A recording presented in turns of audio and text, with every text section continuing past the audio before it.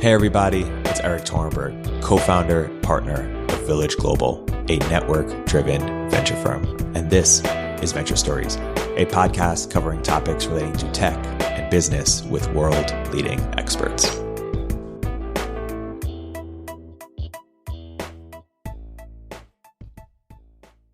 Hey everybody, welcome to another episode of Village Global Venture Stories. I'm here today joined by a very special guest, Stephen Kosslyn. Stephen is a former founding dean at Minerva University and now founder and chief academic officer and president of Foundry College. Stephen, welcome to the podcast. Thank you very much, Erik. It's a pleasure to be here. So, Stephen, by way of introduction, when you think about the time that you've spent since you left traditional academia and have been a education entrepreneur, what is sort of the thread that ties your post-academic career together? What is sort of the thread you've kept pulling or the thing you've been trying to do? How do you summarize it? A focus on learning as opposed to teaching. So the idea is to try to devise ways that will actually help students learn the material, which is a really different orientation than I had when I was in traditional academia. And say more about what the challenges were in traditional academia in terms, or is it an incentive problem? Was it their own education problem about how to do it? What was the problem that traditional academia couldn't solve? Well, so I was at R1 institutions, which are heavily research oriented, obviously by their name. And the incentive structure there is very much biased towards research.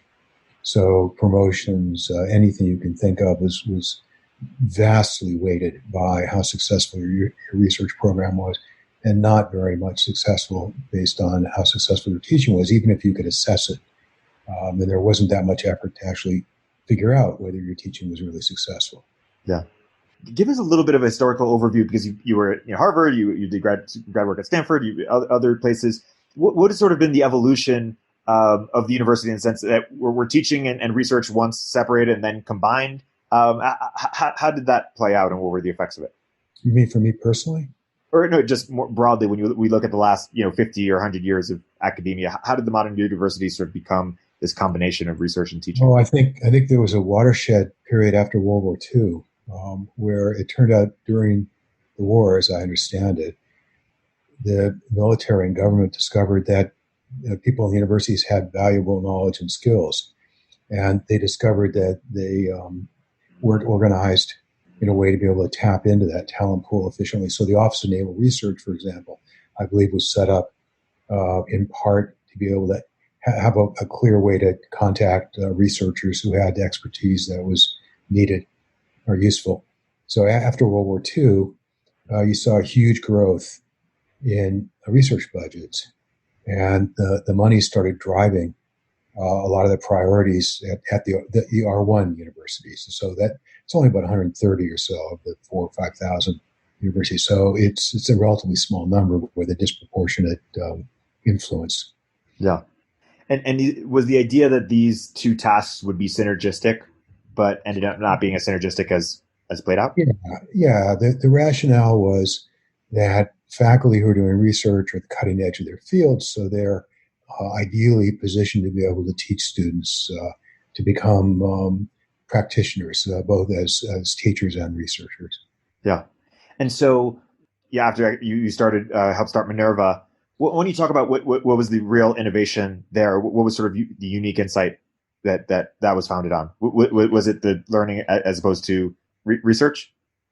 Oh, yeah. It was clearly focusing on learning as opposed to research, but it was more than that. It was also this idea that goes at least back to Benjamin Franklin. It's a very American orientation of practical knowledge, where the idea was most liberal arts programs focus almost exclusively on knowledge for knowledge's sake, which is not necessarily bad for some people. Just teach them stuff so they have a toolkit with lots of tools in it, and they can figure out later how to apply them as they're appropriate. That works for a lot of people, but it doesn't work for a lot of other people. So the point of Minerva, in part, was to think about what sort of knowledge would give them a foundation, a base, that could actually be used to improve their lives as the world changes. So I developed this idea of practical knowledge, which is based on production systems. which is a concept that Newell and Simon really developed. It came out of mathematics, some they call it post-production system, but they developed it in early AI, where the production is basically condition action pair. So you've got an if and a then. If it's raining outside, that's a condition. Get an umbrella. That's an action. They would develop these systems that had thousands of these things, and the idea is it'd be like dominoes. When some external event would trigger one, its action would then satisfy the condition of some other one and trigger so forth.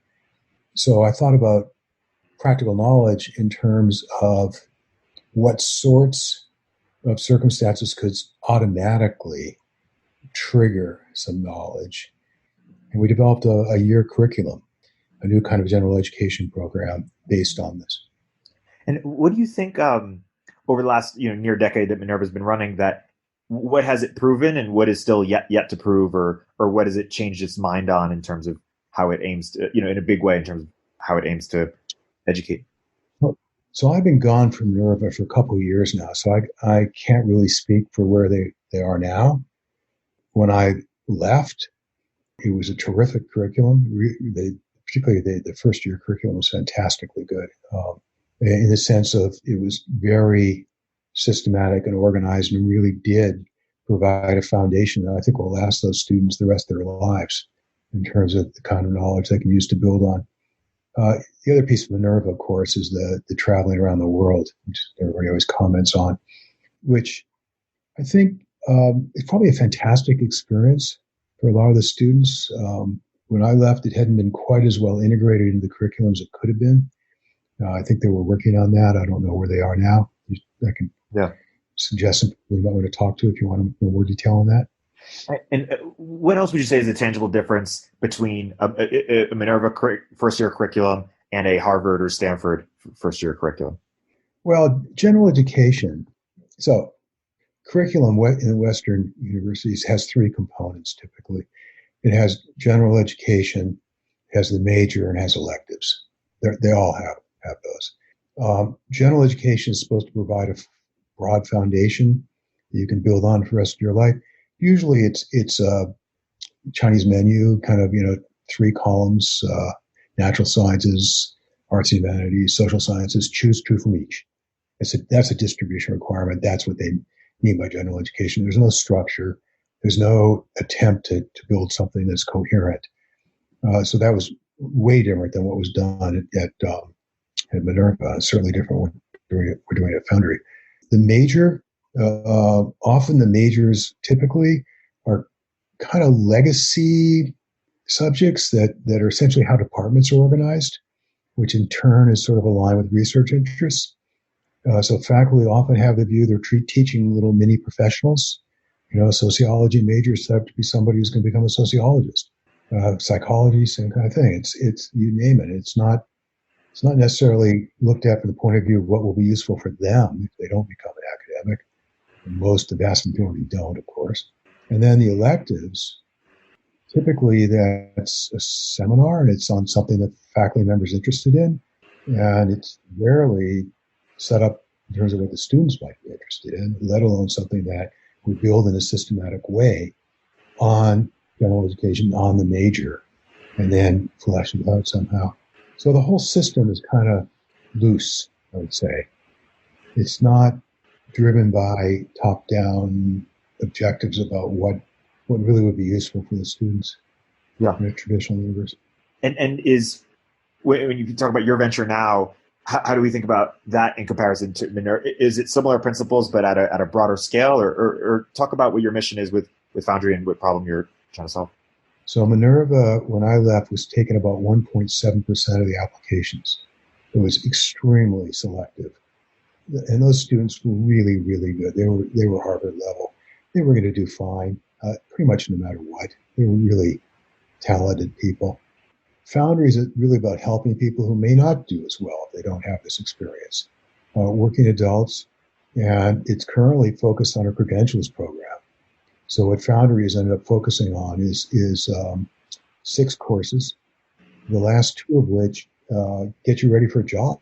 That we have an arrangement with Salesforce where we will help you get the knowledge you need to pass their super badges and get you in a position to get an entry level Salesforce an admin position.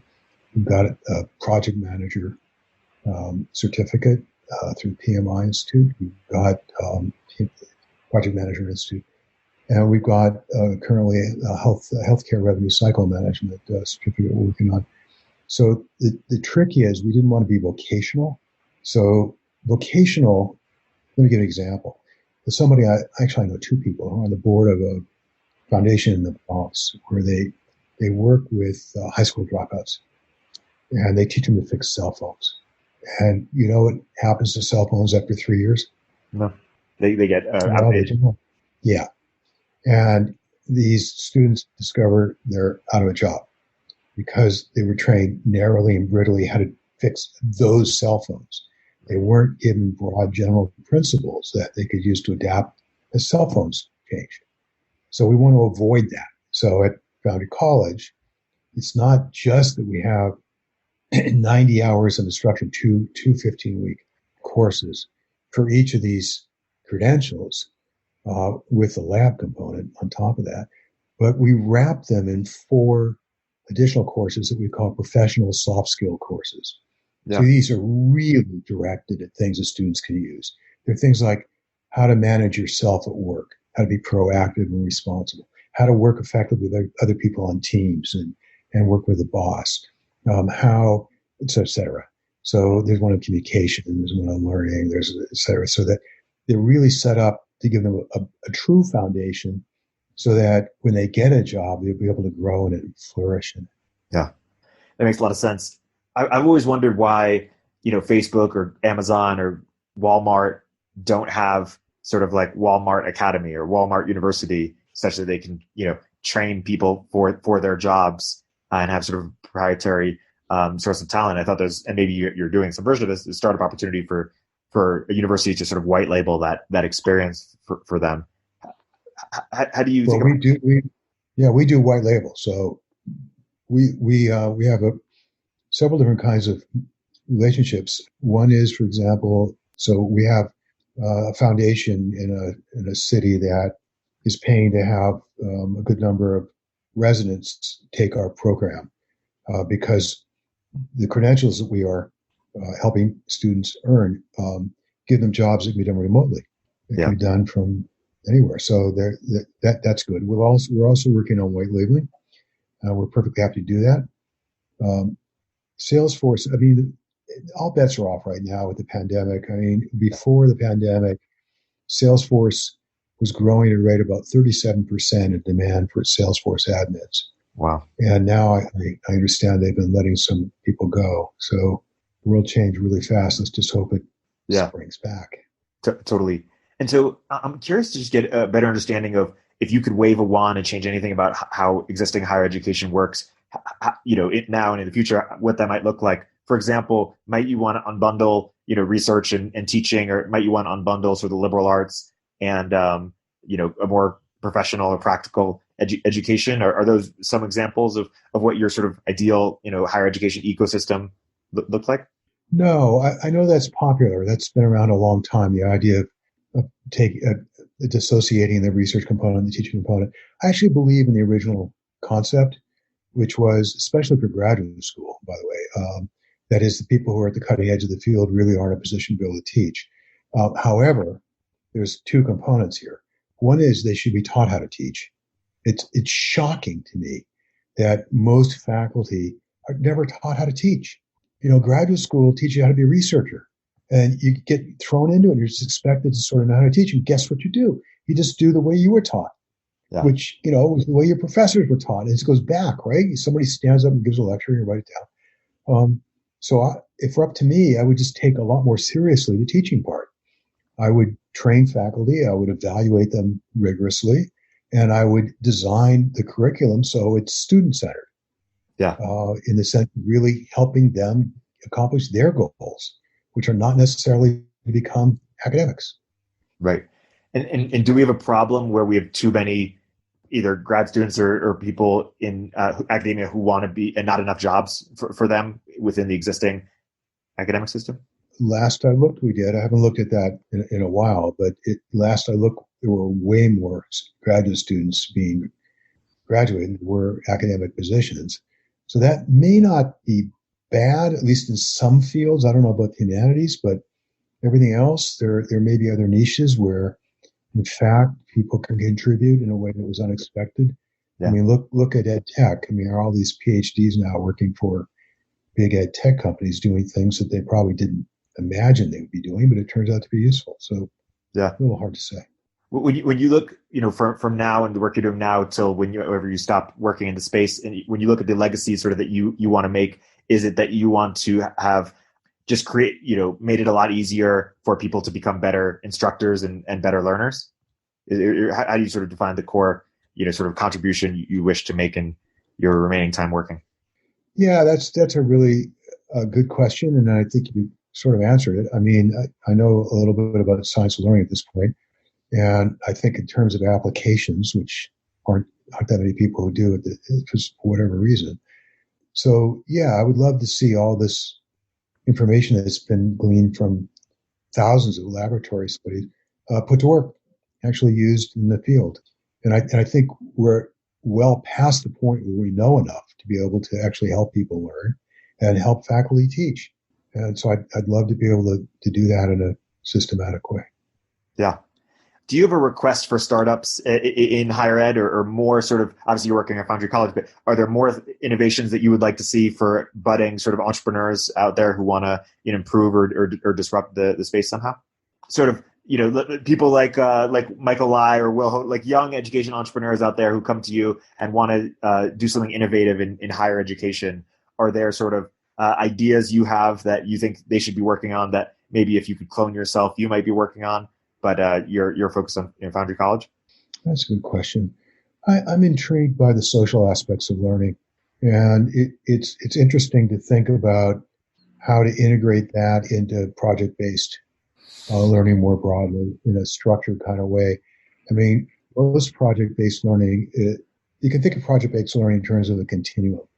Where on one extreme, it's very unstructured and people just do whatever they want, and hopefully there'll be discovery-based learning.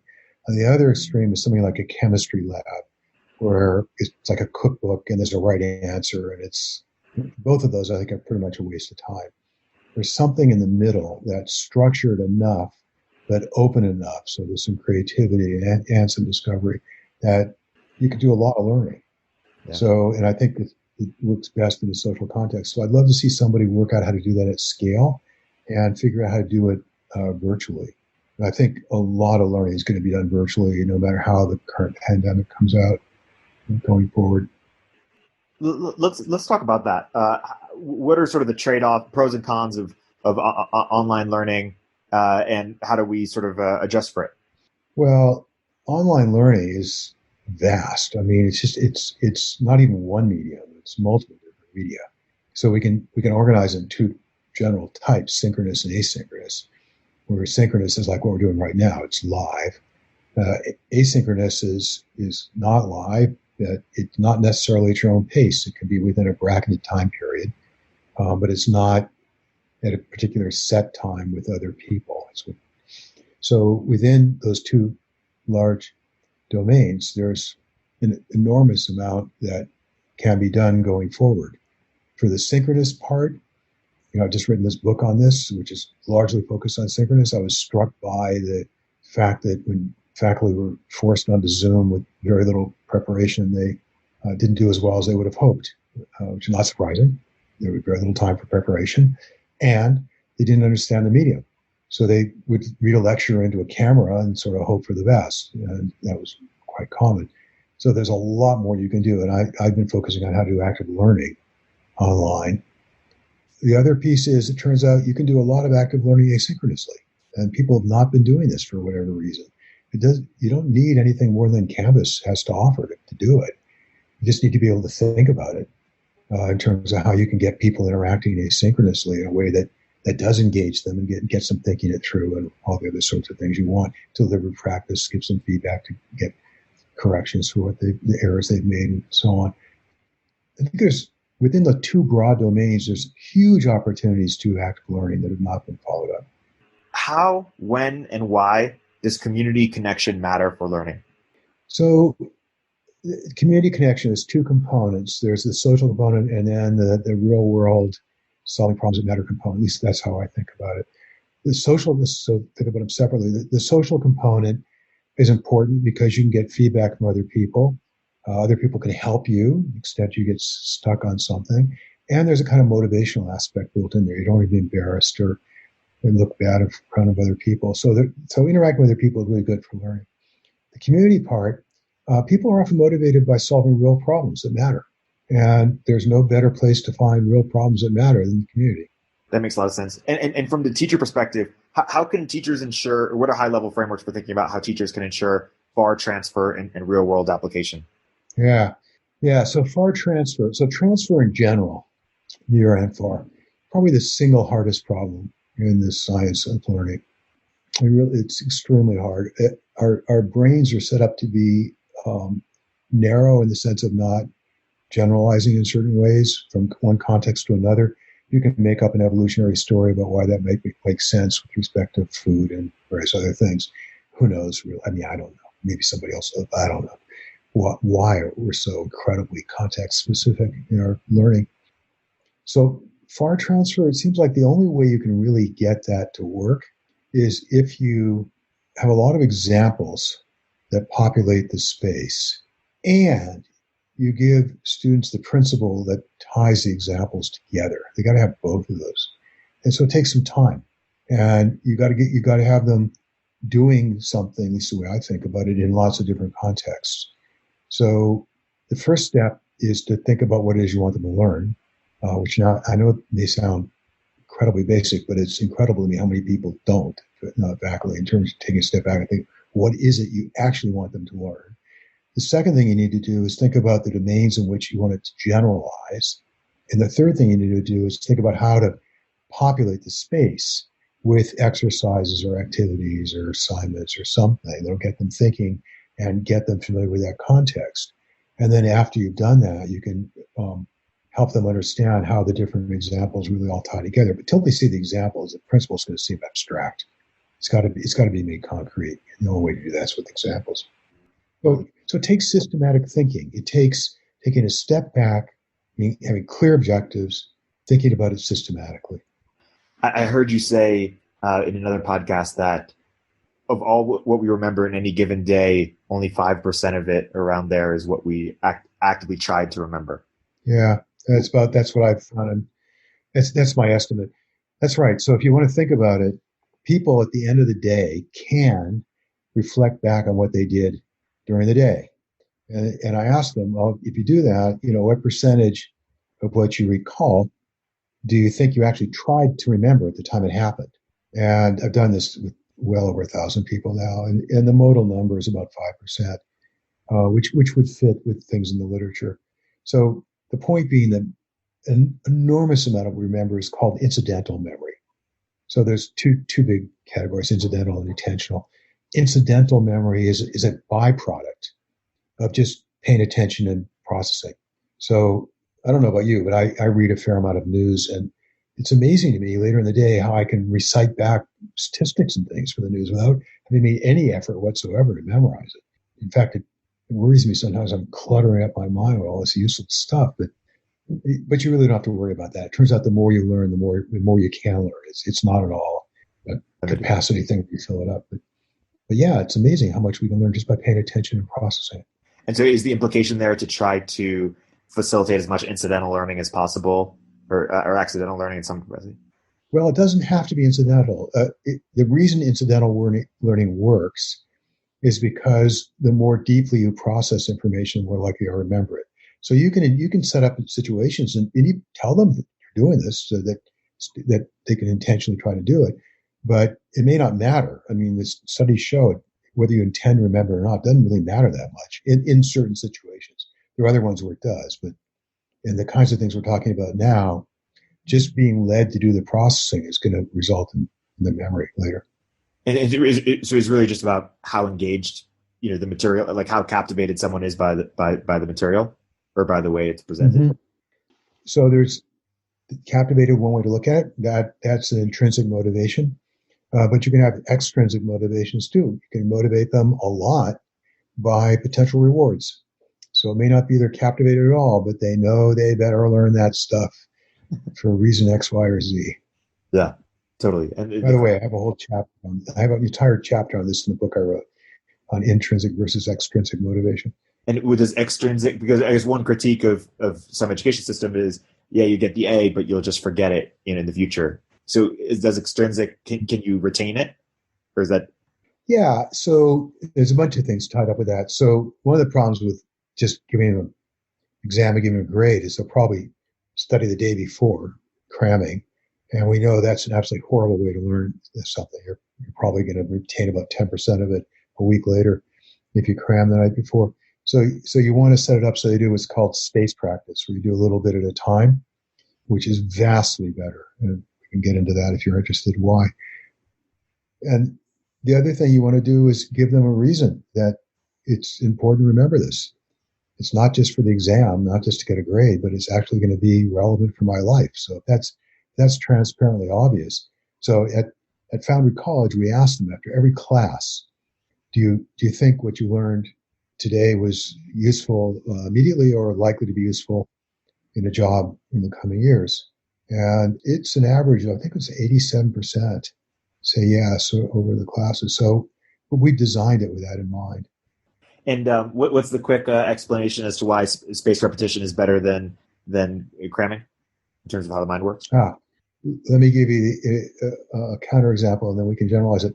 There's a beautiful, gorgeous study that was done by Godden and Badley in 1975, where they had scuba divers learn lists of words, either sitting by the side of the shore, at the shore, or 20 feet underwater in scuba gear. They had them study and learn lists. Okay. And then they later test them either sitting by the shore or 20 feet underwater. So it's a full 2x2 table. They learn in one condition and then they're tested in both the other conditions. What they found was 50% more memory if you study and you're tested in the same condition. So you study underwater, you get tested underwater. You're going to learn, you remember a lot more if you study underwater and you're tested by the shore. Or if you study on the shore, you're going to do a lot better if you're tested on the shore than if you're tested underwater. Why? Context, in this case on the shore or underwater, form retrieval cues, they're called. Associations you have that'll jog your memory. Okay? So what you want to do is avoid that kind of situation, and that's what space practice does. So to the extent you have more different and varied situations where you study something, the context is different. So it's not sitting by the shore or underwater. It's what you were just thinking about. It's your emotional state at the time. It's your surroundings. There are lots and lots of different things. The associations you make as you're studying.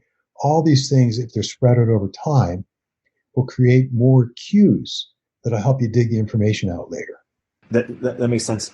I want to talk to you a bit about, there's this critique. Some people say that university is going to be unbundled and that the elements of the university are, you can put them into a few buckets. You can put them into the education bucket. And over the last decade, we've made a lot of innovations in terms of MOOCs and things like that. Then there's sort of the network relationships, coming of age bucket. And then there's sort of the credentials. And maybe there are other things too, but you can fit them under those three broadly. And that on the credential side, we're seeing innovations in that people are just sort of unbundling individual. So like Lambda School for software engineering, you guys are trying to do, some people are doing it, individual skills or just, or broad.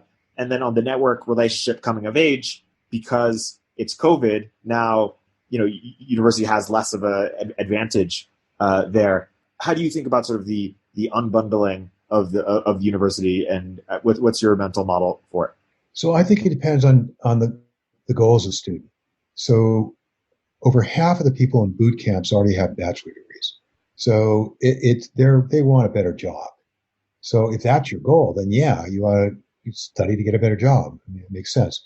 But if you want to go to traditional college age students, I'm contrarian a little bit on this now. I think the whole is more than the sum of its parts. I think the unbundling thing's a bad idea. I think by having students together, for example, who are having the coming of age experience with other people who are studying and learning the same thing, so that they'll actually have that dimension of interacting with them if they're in the same class and so on. It adds another strand of richness to the experience they wouldn't have otherwise if they're just in some camp or something. So I think there is a value, just as I was saying earlier about having really good researchers be teachers if they know how to teach and are interested in teaching. I feel the same way about the experience. I think there's a lot of value in a traditional college experience if it's done well. Yeah. But again, it's the sense of like the faculty haven't been trained with this mission in mind, really. Administrators are, busy trying to keep the institution afloat. It's in my view, it's time to take a step back and think about what this whole enterprise is for. By this whole enterprise, I mean higher education. And it may be that there are different components, like trying to get a better job, in which case, yeah, boot camps make a lot of sense. But traditional education also has a place. Yeah. And when you think about the purposes of higher education, it's some combination, right, of helping make better citizens, better individual thinkers, better people to contribute in the economy, to produce independent research, to filter talent in some way. Is there anything I missed there? And do you think the colleges should try to do all of those things, or are there some that should try to do more than others, or how do you think about? Well, I think a liberal arts college ought to do all that, plus giving them the foundation and the basis to be able to get a good job and grow in the job. Yeah. So a lot of that will be a byproduct of the kinds of things you said, but you have to think about it. So, yeah. What do university administrators know about how universities are run that might surprise someone like myself or students or people who are just sort of interested in the business but haven't really spent the time? I'm not sure I understand your question. What exactly you want to know? What do someone who spent time at running a university from an administrative perspective, what might be surprising or what might people not appreciate about the challenges of universities, or why they're structured the way they're structured, maybe the incentives that the administrators have? I think most people aren't aware of how independent faculty really are. I'm talking especially tenured faculty. Yeah. And what a challenge it is to manage an institution or get an institution like that to change in any meaningful way. It's very difficult when you have all these independent people who have their own incentives, and the incentives are not irrational. The system is set up in a certain way. Yeah. What's your best explanation or one you've seen about why over the past few decades the cost of higher education has just increased so dramatically, and any ideas for what could potentially bend those cost curves? Well, there's the well-documented arms race piece, the lazy pool and the better amenities and all that. And then there's the recruiting the star faculty, enormous startup costs for people in the sciences and stuff like that. There are ways to deal with all of these things, but it's tricky because you can't collude with your competitors and agree that you're not going to do this anymore. There's anti-monopolistic whatever laws in place there. So it's tricky because as soon as one institution decides not to play the game, they're just going to get crushed by the other ones who are still doing it.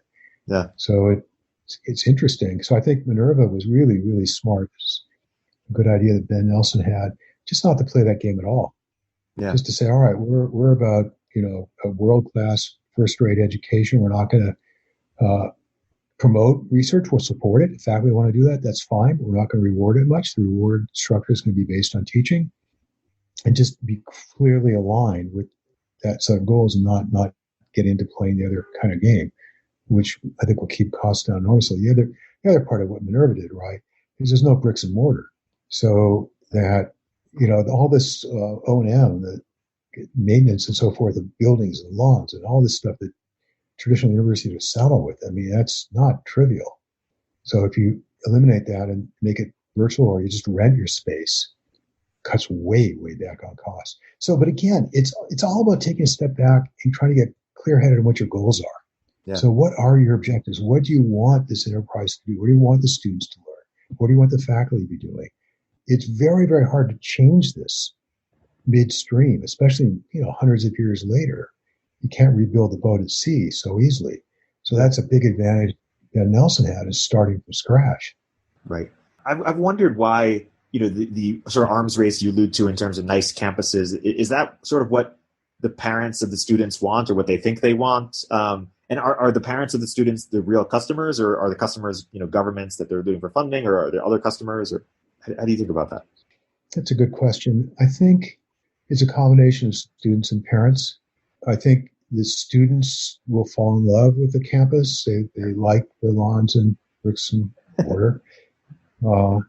And the parents, some of them, most of them maybe, I don't know, just a guess, have fond memories of their own experience, and whatever reminds them of that seems appealing, or they want to be able to project themselves into the experience their children will have. And so look at it from that perspective.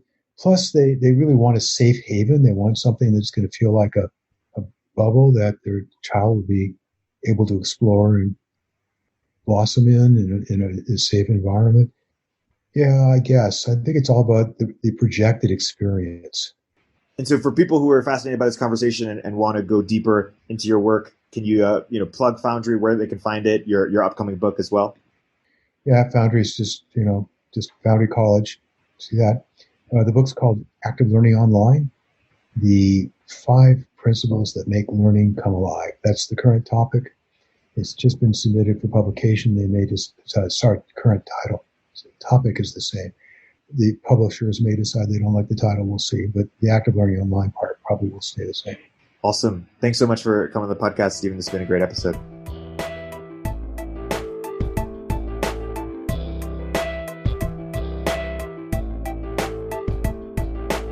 If you're an early stage entrepreneur, we'd love to hear from you.